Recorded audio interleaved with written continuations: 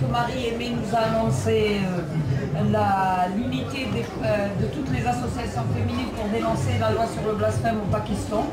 Donc je voudrais annoncer de cette tribune déjà qu'elles ont tout notre soutien.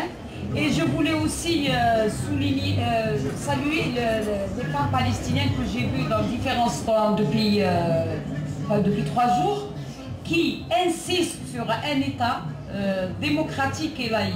Un État palestinien démocratique et laïque. Si les femmes palestiniennes, dans la situation où elles sont, insistent sur cet État, je ne vois pas pourquoi nous, on aurait peur. Donc je voudrais les saluer, elles ne sont pas dans cette salle, mais je les ai... de cette tribune, et elles recevront tout notre soutien d'après les moyens que nous avons. Merci, je voudrais rapidement un peu répondre à quelques questions d'amis ici présents, surtout quand on nous interpelle. D'abord, je rappelle ce que j'ai dit au début, nous n'avons pas fait une intervention, une introduction sur la situation politique nationale et internationale en profondeur, à bon escient, pour essayer de faire en sorte que ce soit la salle qui intervient et qu'il y ait des questions-réponses dans la salle même. Nous avons fait une toute petite introduction sur un peu la situation politique nationale, légèrement internationale quand on a parlé de l'Iran, mais donc on l'a fait à bon escient. Mais c'est clair, hein, c'est la situation. Il suffit de lire nos différentes interventions, les différentes déclarations. Il faut rentrer dans notre site pour pouvoir comprendre nos positions. On a parlé de ce qui se passe dans le monde, et surtout depuis qu'Obama est arrivé, qui, du moins pour certains, il semble ouvrir des perspectives, etc. Pour nous, il n'a pas l'air d'ouvrir des perspectives à l'heure actuelle, surtout pas dans le cadre du Moyen-Orient, dans la mesure où la question palestinienne est toujours à la traîne et qu'un État palestinien, on a l'air d'oublier qu'il devait être créé en même temps que l'État israélien, en 1948. Depuis 1948, nous sommes toujours en train de traîner la création de cet État palestinien. Et d'autre part, ces nouvelles ouvertures positives d'Obama, elles ne sont pas si intéressantes pour les femmes quand à partir du Caire, il se permet de dire qu'il n'y a pas de problème que les femmes portent le voile. Mais le problème n'est pas là, mon cher ami. Enfin, cher ami, vous l'avez demandé, mais le problème n'est pas là.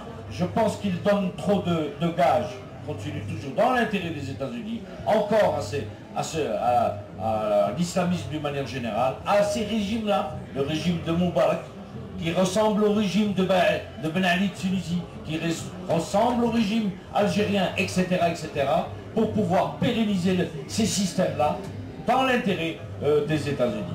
Et quant à la France, le danger de l'islamisme, certains ne le voient pas. Je vais vous donner un chiffre. Vous savez qu'il y a 2000 mosquées en France? 2000 mosquées en France, officielles. Je vous donne un chiffre, c'est très simple. En Algérie, c'était à peu près la même chose, dans le début des années 60, etc. Vous savez, je n'ai même pas besoin de donner le chiffre. Combien de mosquées en Algérie? Je ne vais pas donner le chiffre. C'est le même nombre que le nombre d'écoles. Autant d'écoles, même nombre exact. Exact. Et maintenant, je vais donner le chiffre. 18 000 écoles et 18 000 mosquées en Algérie.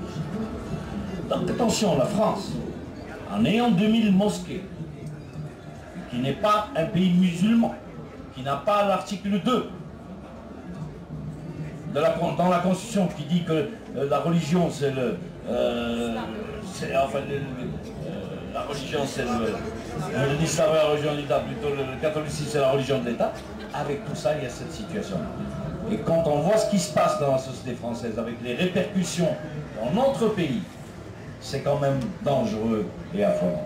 Par contre, ce que peuvent faire, et ça c'est très important, l'ensemble des démocrates français, qu'ils soient de droite ou de gauche, on se permet de le dire, parce que nous, notre problème aujourd'hui en Algérie, ce n'est pas la droite ou la gauche. Nous n'avons pas d'État en Algérie, nous avons peur pour notre État. On veut d'abord construire un État, et ensuite on passe à cette histoire de droite ou de gauche, et je répondrai tout à l'heure à notre ami qui a parlé de ce problème de laïcité. Donc ce que peuvent faire un peu nos amis démocrates, comme le fait nos amis du PCF, comme le font nos amis du Journal de l'Humanité, le fait qu'on soit présent, qu'on puisse avoir un stand ici, ça, un peu la forme d'aide, et c'est très important, et on les en remercie.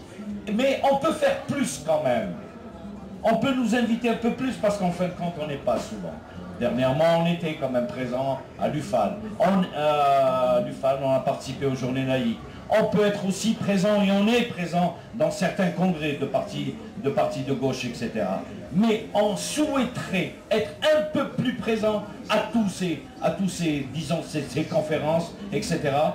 Et surtout qu'en plus on est très souvent présent, comme ici, à la Fête de l'Humanité, à nos propres frais. Hein, on ne s'imagine pas que le PCF nous paye nos billets d'avion ou quoi que ce soit. Hein. En plus, même pas le parti, on les paye de nos propres poches. On n'est pas le FLN, on n'est pas le RND. Donc, c'est ça, on se bat dans des conditions extrêmement difficiles. Et ceux qui pensent qu'on ne peut pas aller à une alternative démocratique en Algérie, c'est à mon sens, c'est des pessimistes. Et quand on est pessimiste, on ne fait pas de politique.